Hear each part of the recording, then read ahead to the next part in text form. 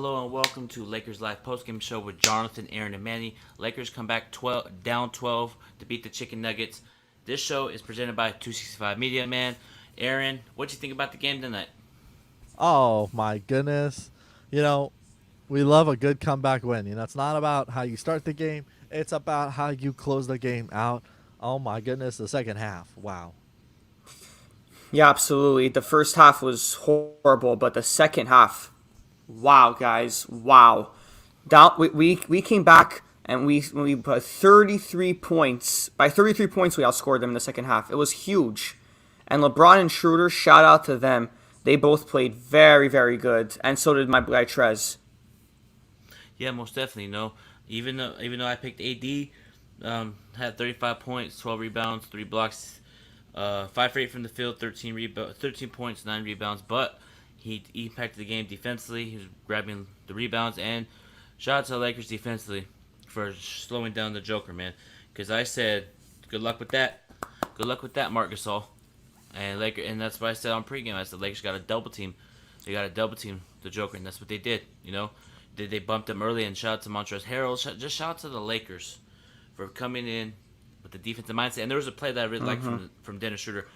Diving for a loose ball. He didn't get it, but Frank Vogel clapped and said, "Good job." That kind of sparked in Kuzma too. Kuzma and Schroeder turned it up in the second half for us, and along with LeBron. Hey, I mean, you guys know too. Like in the beginning of the game, I was talking about Jokic. Man, he's the Joker. He is their bread and butter. If he's dealing, Yep. look out because that's Jamal Murray's like right hand man. You only limit him to 13 and 10 in the game, you're gonna win that game. I mean, considering he blew up in the last game and went off for 40 something, he averages like 28, 29 a game, something like that. And you know what? He was dealing. We also kept Jamal Murray in check too. So really, not really. We didn't really let these guys go off. And really, props to the defense. Turnovers. You know, got to get a little bit careful with the balls. I think they got a little too hyped on some of those passes. But I mean, I'm not too worried about Marc Gasol because at least, we got it done. And the team double teamed Jokic every time. What can I say about our defense? Our defense is always so good and always so on point. Like both of our game plans, I think me and you, Aaron, both of us, we were saying that Jokic is someone we got to watch out for tonight because he's going to really eat that barbecue chicken, and which he didn't. Our guys showed up.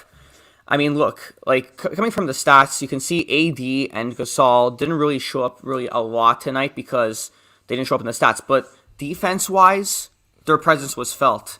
And shout out to Montrezl Harrell. I say this every night, and I'm still gonna keep saying it. He keeps showing up. He's so consistent. But just like take out that one game against Detroit. Every game that Trez has played, wow. Like, yes, I know he didn't score 20, but he had 13 points on 6 for 8 shooting.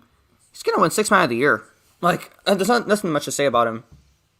Yeah, most definitely, man. Montrezl turned up tonight, but I know there's some positive on this game, but we got to keep 100 and fix some things. Lakers shot 14 out of 22 from the free throw line. That's 63%. A lot of Lakers missed. AD missed a lot of free throws tonight. Montrezl missed free throws. We got to do a better job of free throws. And, like, points in the paint, we had 66 to 42. Usually it's the other way around. Other way around. They would have 66, we have 42, but Lakers did a good job there. But just the free throws, got to improve on. But it's a long game, a long season. Still, they'll work on it. And 3-pointers, we shot, let me see here, 33%, 8 out of 24. 8 out of 24. Kobe. Yeah, I mean, hey, you never know. Kobe, like we always say, Kobe's always with us in some way of a game. I really like the points in the paint tonight. 66. I mean, don't get me wrong. I don't like giving up paints at all, but I mean that's what Joker does. That's what a lot of these guys do. They're gonna go inside the basket if they want to. Especially Jamal Murray. He's very creative with his layups. How he's gonna shoot the ball, vice versa. I think we could have gone and attacked the basket more. I mean, 66 is good. We won the game, but I mean, that there was some times in the first half we didn't go there enough. We were we get too reliant on our 3-point shooting. I get it. The league is different. It's not so much a shooting inside the ball, But I mean, you just got to think now. If you look at the stats, think how many more points we could have had, and if we really took care of the first half. I'm not. I was mad about how the first half turned out, but glad we were able to turn around. We got to work on our free throws though. Like LeBron, you airballed the free throw. Yikes. I talked about, I think, last stream, or if not the stream before, that the free throws have been very, very disappointing. But LeBron has always been a bad free throw shooter. But like, it doesn't excuse you, LeBron, and don't you think I'm forgetting about you too, Kuzma? Both of y'all, 2 air balls from the free throw line. Come on, I get that you miss them sometimes, but an air ball, you're in the NBA and you airball free throws. I don't know, but honestly, apart from that, LeBron played very well. Apart from that, he had 27 points. He had a triple double. Shot 2 for 5 from the 3-point line. Shot 12 for 19 from the field. And we'll go sharp. THT was a monster tonight. Yes, he was. Absolutely. He had 17 points in 22 minutes. Shot 8 for 12 from the field. Very good game from THT. And honestly, like, even though the 3-point wasn't that great, like, from the field goal, we shot 56%. Very good. Yeah, most definitely. Hey, man. I know everybody, LeBron airballed. You know who airballed 3 straight field goals in the playoff game? Kobe Bryant. It happens. Kevin Durant airballed a mid-range floater before. You know, Paul George hit the side of the backboard. You know, Yeah. Montrezl Harrell missed a wide-open layup. It happens. The player from the Brooklyn Nets missed a layup for the win. So, it happens. But I know the media is going to make fun of LeBron for airballing the free throw. It happens. You're not going to make everything. It's like, come on, man. It's like, I bet you if you look up every great NBA player, they're going to have something that they mess up on, like a free throw or layup. It happens. Part of the game. Not going to make every shot, every free throw. It happens. Oh yeah. I mean, you know what? It happens. You're human. You're not. What they say is like, you're not human if you don't miss a free throw, or a free throw, whatever, however you do it. Look, Jordan's missed a free. I mean, he missed a free throw in a playoff game, and you know what? You miss it, you miss it. Kobe's missed it too. I mean, so I'm not worried. You know what? Obviously LeBron's a 74.4% all career free throw shooter. So you're right, Manny. He's not ever really been the best free throw shooter, but I mean, he's a guy that's always working on his game. And you know what? If I'm still the Lakers, I'm not leaving the court until I make at least 100 free throws. At least 100 free throws. So, they like putting in the work. So, it could be better for Saturday.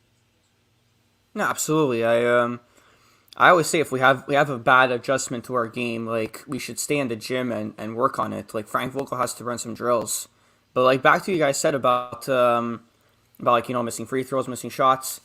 I mean, yes, airballing free throws is horrible, but I get what you guys are trying to say, that players miss shots. Like, I'm going to put an interesting stat out there. 1997 was Kobe's first playoff series against Utah. He airballed 4 straight shots. I remember when I watched the Muse. That's what I saw, and I was thinking, wow. Like, Kobe was my favorite player of all time. Obviously, everybody's favorite player of all time that's here. Like, he's done a lot of that. He has the most missed shots in NBA history. Everybody has bad shots. Everybody misses shots. Like, it happens. I get your point. Exactly. I mean, if you're gonna miss, you can be great. No matter how great you are, you're gonna miss shots. No matter what game it is, you're human. Yes, you're human, and I pulled up a video. That's Stephen Curry for 3, airball, wide open. Facts. Yes, even Stephen Curry misses, wide open. He was wide open, airballed it. Come on now, it's LeBron James, and look. See, 3-pointer, airball. So what happens? So I agree. Let's not get on LeBron about missing a free throw, man. But he other than that, he had a good game. And what I liked from this Laker team coming out of the second half, man, was the tempo started to go early, fast defense. And LeBron set the tempo early. We just got out super early. We got out with defense to offense, and shout out to Lakers defense for stepping up, man. Shout out to you guys, They brought the energy. I was listening to them talk too, and they said, look, they brought the energy. They turned it around in the second half. After Spectrum was saying that right after Schroeder went for the loose ball, grabbed it, and they says, it's very uncommon too. You don't see Vogel actually helping out a player up. Like, not only did he say good attempt, but he kind of was like, get up, like go on, like get back there, and he did, and it was just like you just see that extra fuel. And then obviously obviously Denver's bench started chipping at LeBron. I mean, you get him fired up, man, and You get he buried. just starts he takes that. He's one of those guys that I want to hear that. I want to hear someone trash talk me. I want to hear another bench start chipping at me, because then I have a fuel to me, and that's something that I didn't have in the first half. So, I'm glad they were able to turn it around. I still say you got to watch the turnovers. We had 15 turnovers. At least 5 of those could have been turned around. We just got a little careless with our passing. But also, man, THT was rolling. He's going to be an up-and-coming star. I don't care that he's a second-round pick. He is looking like a steal, like all the steals we've had in the past. Remember back in the young core days, all the steals we got? This guy's another gem. And I hope he stays, because he could be very useful off the bench, and who knows what we can do in the future. Maybe he can start a few games. Maybe he could be the starting point guard, the starting shooting guard. Like, he's very, very good. Even in 22 minutes, he's dropped 17. Can you imagine if he had like 30 minutes? Guy could probably get into the 20s. Oh my God. Yeah, man. THC is very talented. Love his game. His energy has such a great grind. But we got to get into it. It's breaking news. It's about the All-Star game. We're going to have an All-Star game in March. And then LeBron was talking about it. He's not interested in having the All-Star game. He has no energy, not interested. And he says it's a slap in the face, because the league said prior to the season starting, they're not going to have an All-Star game. So it's kind of like, why would you say you're not going to have one, and then turn around and say you're going to have one? LeBron has no energy. Wow. So that's telling me LeBron's probably, like, I would if after hearing like the quotes from him, I gotta watch the whole video. But I feel like LeBron is probably gonna sit out the All-Star game. He could. I mean, because you got to think of it this way: is you get told one information that says you're not going to do it. Obviously, the entire world, especially with NBA and stuff, is dealing with all the COVID stuff, protocols, mask mandates. Some of them, most of them, are going to be empty arenas. But however, Atlanta, they'll have fans there. But also, if you wanted to do this and you wanted to start getting the NBA season, just because you're reducing the amount of games that they're going to play, at least make the call right then and there. Say, hey, we're going to do an all-star game, but, we're going to do an optional all-star game. We want the players to vote on this. We want the players to vote on it. We want the league to vote on it. And it's not going to be something we're going to do unless we have an overall majority vote. I think if they had voted on it, I don't think it would have passed. I think the smart thing would have been to do is, hey, you know what? This normal week that the All-Star week would be on, enjoy the time for yourself, take care of yourself, be with your family, stay healthy, and if you're dealing with some nagging injuries, let that heal up and come back after 5 days away from the NBA and then resume the second half of the season. I don't get that. That's my take on it. I mean, look, if they were skeptical about the All-Star game, it's only normal. There's a pandemic going on. People are dying across the world during COVID. Like, it's normal that people are skeptical with, and the league was skeptical with it. But if they're saying that they're going to have it, you absolutely got to play. And I'll tell you why you got to play it. Because what would the All-Star game be without LeBron James? He's been through so many All-Star games, like Kobe has. Kobe went through like 18 straight All-Star games. Like, I mean, look, I know the All-Star game doesn't really count, but it's always fun. It's everything for us. Like, personally, I love the dunk competitions. I like the three-point contests.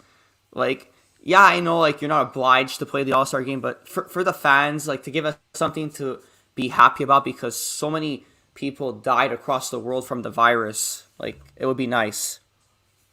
Yeah, the fans, like, I mean, not only the fans, also the only thing I was going to say that's nice, that I was talking to actually my brother about, is I'm happy it's back to the East versus the West. Not Team LeBron versus Team Giannis. 100%. I don't want to see an East and a West mixed together. I want to see the Eastern Conference go up against the Western Conference. That's what Thank it's you. about. That's what the All-Star game is supposed to be about. I want that to become, if they're going to come back to this again, bring it back next year. Don't let I get it. They're trying to make things more fun so players can play with different guys. But think about it this way. Stick to the traditions here. I'm with you on that. Yeah, most definitely. I like the competitive competition, East versus West. It's going to be interesting to see what the NBA does after these LeBron comments. Now you're going to probably see other players say, yeah, we're not interested as well. So I wouldn't be surprised if, since LeBron said this, no All-Star game. But yeah, man, I got to get into it. Something I saw during the game that I liked. Kyle Kuzma's defense tonight. His defense and his rebound have improved tremendously from last season. And there was a play where he grabbed the ball, took it, went for a layup, missed it, didn't put his head down, ran back, contested Michael Porter Jr.'s shot, blocked it, and that's what I'm talking about. Kuzma, continue to do that, continue to get rebounds, and you're underrated rebounder this year. You're great at rebounding, defense is up to par, and there was a play where a player got beat on the leg. I think it was Alex Caruso got beat. Kuzma just stood there, took charge, offensive foul. So Kuzma's defense has improved from last season. And personally, that I see this season. Yeah. Hey, we were talking about Kuzma to start the year. We said, look, this is your redemption year. You got your contract. You got your security you wanted.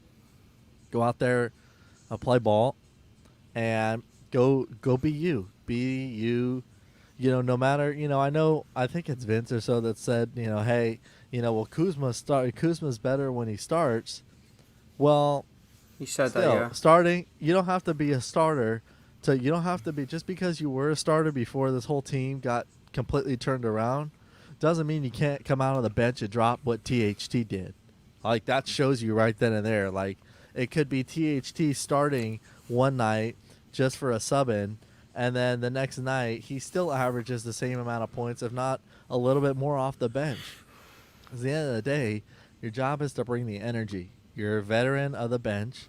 You got to go out there, average the same amount of points you got today. And you know what? He was pretty good.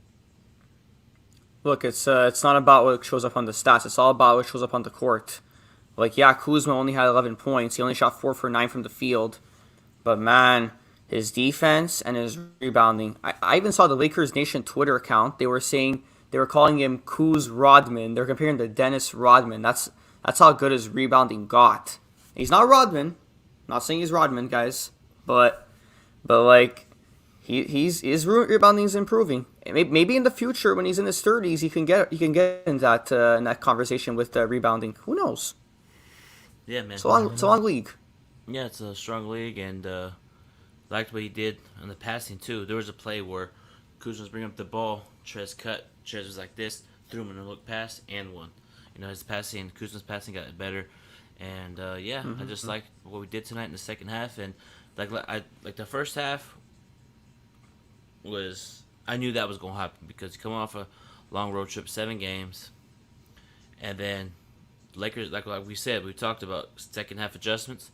We just felt like we woke up. We woke up. LeBron took over. Shout out to LeBron for taking over. AD couldn't do better. Marc Gasol, good job on the rebounding tonight. You did a job. Assist, you played a great job on Joker tonight. You didn't score at all, only your free throw, but still you defended the Joker pretty well. And the Lakers double teamed the Joker tonight. There's a lot of players getting wide open layups. But here's the thing that I saw from the Lakers defensively. They let somebody try to beat them. They didn't care about Joker getting off. They said, okay, we're going to double team him. If Jamal Murray gets off, that's fine. I'd rather have Jamal Murray get off than Joker. That's what I saw from the Lakers defensively tonight. Yeah. Murray, with his 20. Don't get me wrong. I knew Murray was going to come out there. His best thing is to go attack the basket. Go attack the basket or occasionally go shoot a 3 if someone's late on coverage. And, you saw that with the Lakers. They looked lackadaisical. They were playing man at one point, and it was just like, if you switch, you got to switch, and you got to stay on somebody. You can't get beat off of a back pick. And I saw that. And, at some points, I was kind of saying, in the first half, Lakers could have played some zone. They played a little bit more of zone defense, a little bit more 2-3 zone defense where you're covering the more the weak side, the perimeter side of it. You could have made things very difficult for Murray, too. So not only could you have been doing what you did to Jokic, but you could also have made things more difficult for Murray too. So hey, you know what? You take off you take off 10 points off of Murray, and they really would have struggled. And the first half could have been a whole lot different. But that's a game plan when it comes to playing the Nuggets. If you're gonna beat the Nuggets, you have to stop Murray and you have to stop Jokic. And also, another thing I gotta bring up, JaMychal Green too played very well tonight. I gotta give credit where it deserves. Like he was a pretty good player on the Clippers last year, and they're missing him. Another guy the Clippers let go. They let go of Trez. They let go of JaMychal Green, and JaMychal Green had 14 points and 2 for 6 shooting. He's another guy that we shut down, and we did. He missed 4 3-point shooters out of 6. Very good, Lakers. Good job, boys. Yeah, most definitely. The defense stepped up on him, but that's the thing. Denver lost Mason Plumlee, Miles Plumlee, one of the Plumlee boys. Mason. They lost them, Mason Plumlee, and then they lost Jeremy Grant. Their defense is ranked 18th, but there's spurts where Denver played really great defense, but Lakers capitalized on the mismatches in the paint, so everybody's talking about, Denver's a championship contending team. They're not. They're a second round team at best, bounced out, and Lakers are still the best team in the West. I know the Clippers are number 1 in the West. Congratulations. You want a cookie snookie, you want to pop champagne for being number 1 for 24 hours. But here's the thing that actually no, we'll get into later in the year about that. Let the Clipper fans enjoy their number 1 seed, because we know what the end result will be. Lakers will be at top at the season's end, holding up that Lombardi trophy, Larry O'Brien trophy. Yeah. Hey, honestly, and by the way, actually to make us actually feel a little bit better, Clippers are actually number 2. We are tied with the Clippers for the second place right now. Utah. Oh, hell yeah. Utah. Oh my God! Like Utah is 17-5 this year, and they are rolling. They are not messing around this year. This is probably one of the best Jazz team I've seen in a while. They got pieces here. Jordan Clarkson's on that team. He's been great. He's been tearing it up there. I think when we play Utah, when Utah comes to town, that should be a very good game right there. That could very much be the Western Conference Finals game. If not, we'll see. I mean, Clippers are still somewhere around there. They're floating around there. But, we'll see what happens. But Utah, we can't run away from them either. Guys, they came out of nowhere, the Utah Jazz. Who did they even add in the offseason? I think they kept the same team as last year. They still have Mitchell. They still have Gobert. They still have Clarkson. They still have Royce O'Neal.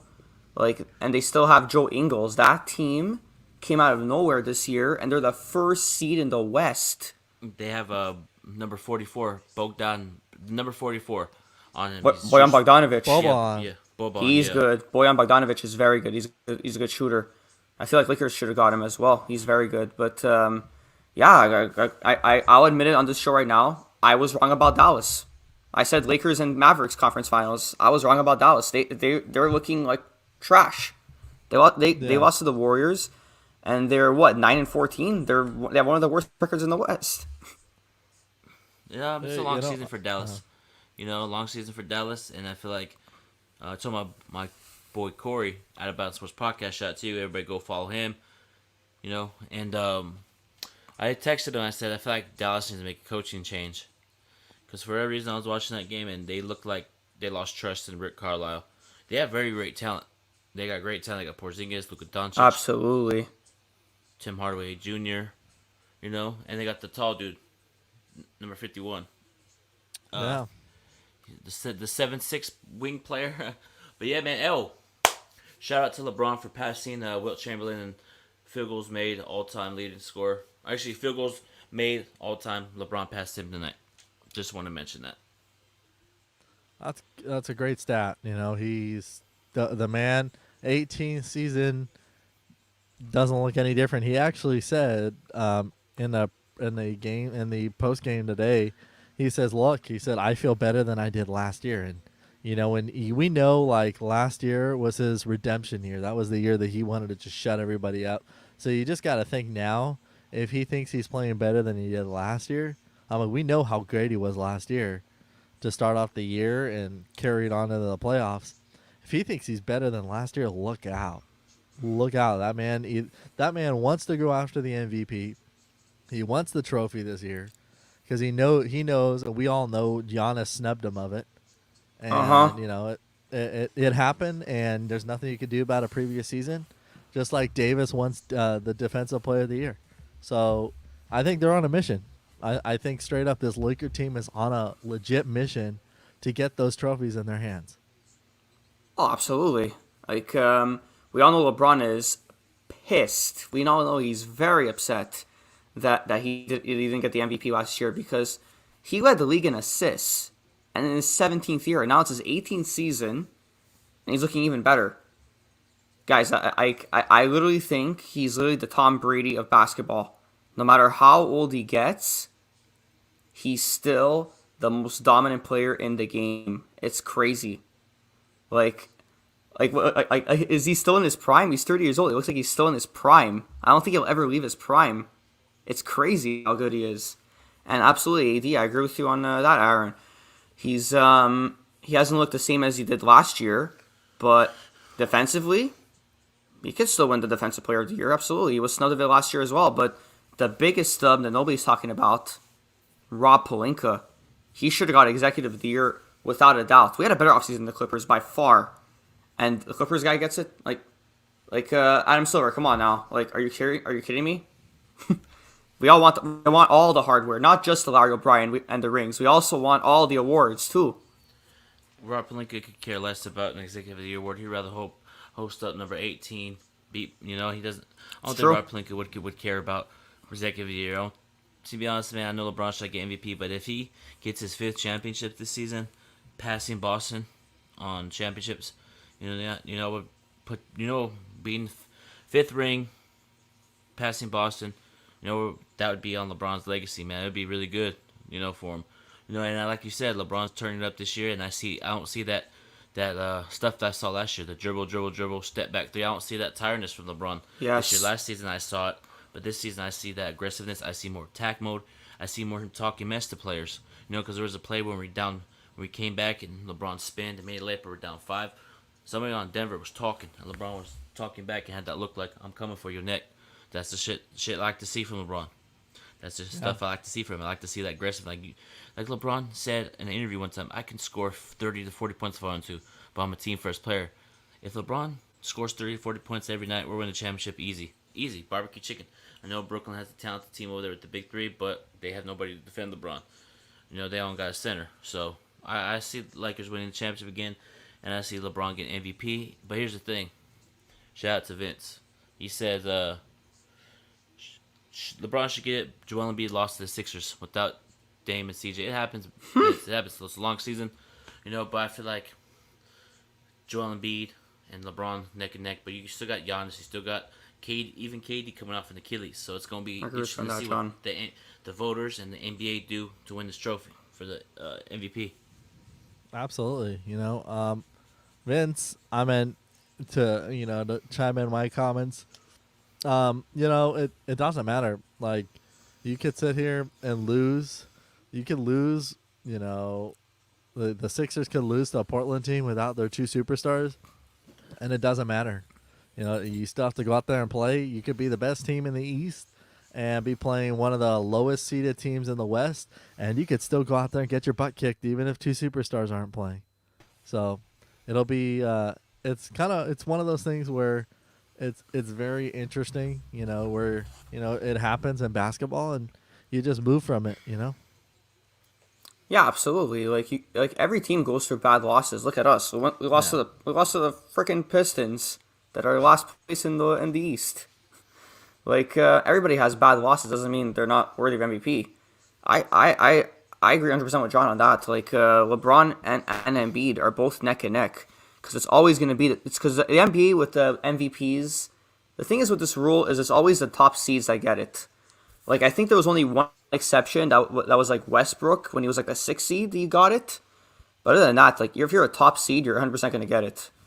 Like I still think Kobe should have won it in 06, the MVP, for averaging 35 points per game. But they gave it to Steve Nash because he was the top seed and he got snubbed. he was the most valuable player that year. That Shaq and Charles Barkley always argue about this. Steve Nash that season, I believe. Correct me if I'm wrong, everybody in the comments. Steve Nash had the Steve Nash. Actually, it was Steve Nash that won it over Shaq because Steve Nash was the most valuable player on the Suns. But Shaq was dominant that year too, you know.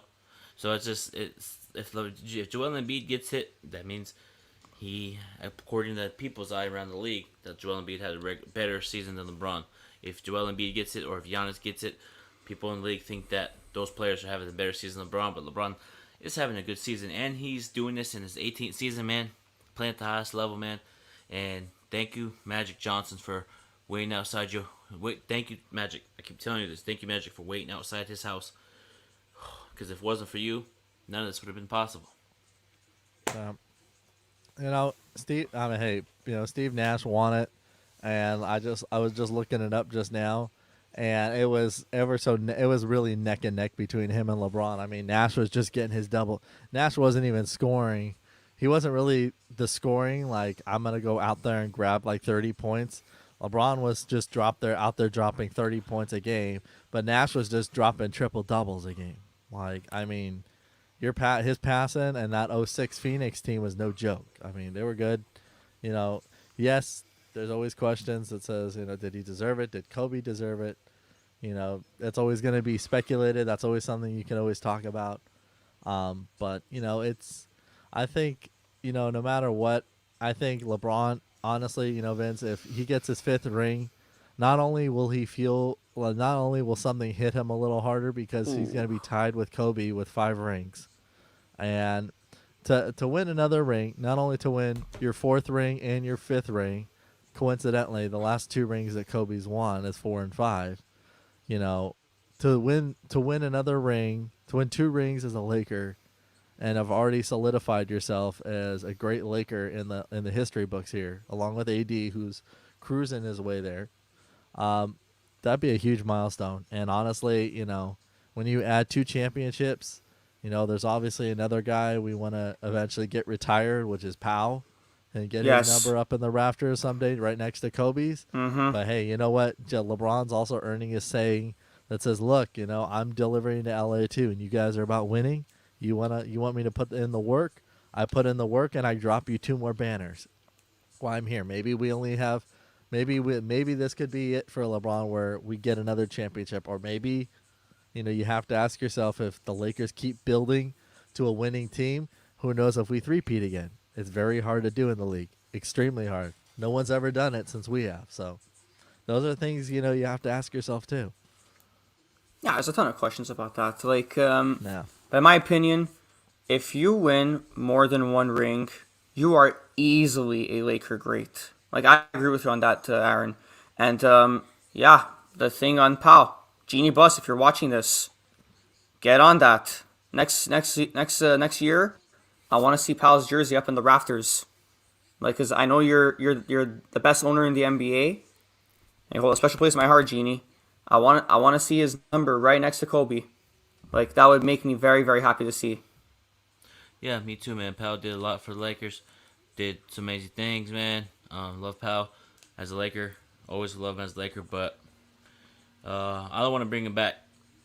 That's just personal opinion. Don't want Powell back on Lakers. Move in a different direction. Go get somebody else. But yeah, Powell did great things for us. I wouldn't be surprised if he gets his jersey retired in LA, gets it up in the Raptors. And about LeBron tying Kobe for 5th ring.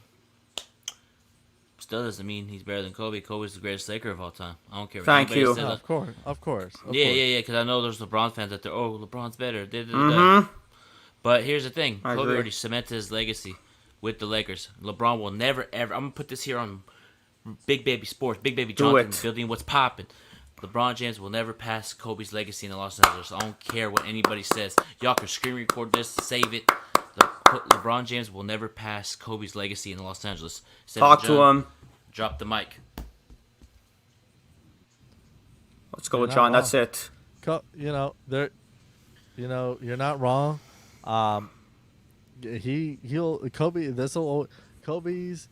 Kobe will always have the biggest impact to this Lakers team. Mm-hmm. No matter what.